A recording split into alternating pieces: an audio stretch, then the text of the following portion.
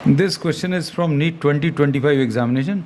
Statement of the problem says a ball of mass 0.5 kg, mass 0.5 kg है, is dropped from a height of 40 meters. ये 40 meters height से अभी हम लोगों ने इसको गिराया है. The ball hits the ground and rises to a height. अब इसको दो सिचुएशंस में बना ले रहे हैं. ये 40 मीटर से गिराया, फिर ये यहाँ से रिबाउंड करने के बाद ये 10 मीटर्स तक राइज कर रही है. तो अब इन दोनों सिचुएशंस में हम लोग वेलोसिटी निकालेंगे. Velocity on reaching the ground will be v square is equal to u square plus 2as.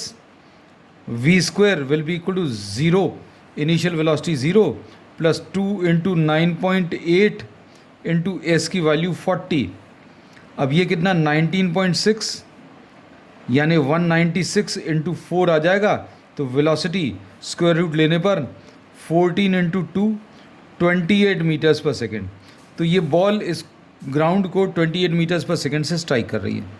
अब सेकेंड सिचुएशन में this rebounds to a height 10 metres.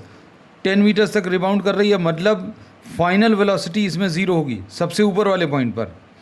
अब v square is equal to U square plus 2as फिर से apply करें.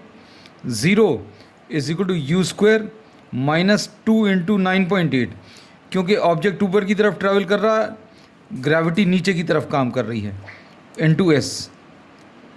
S की value इसमें 10 metres है, so S is 10. तो U square will be equal to 2 into 19.6, ये 196.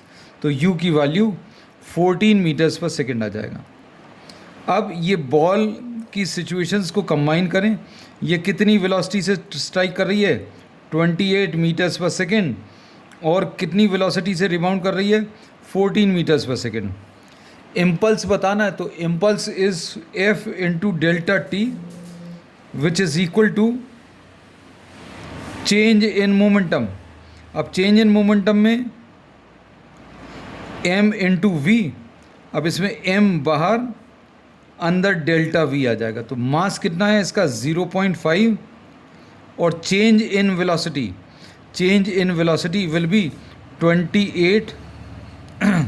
Final velocity minus initial velocity. Final is 14 ऊपर की तरफ, इनिशियल वेलोसिटी माइनस 28 क्योंकि नीचे की तरफ है इनिशियल वेलोसिटी. तो ये 0.5 इंटू 42 आएगा, एंड दिस विल बी 21.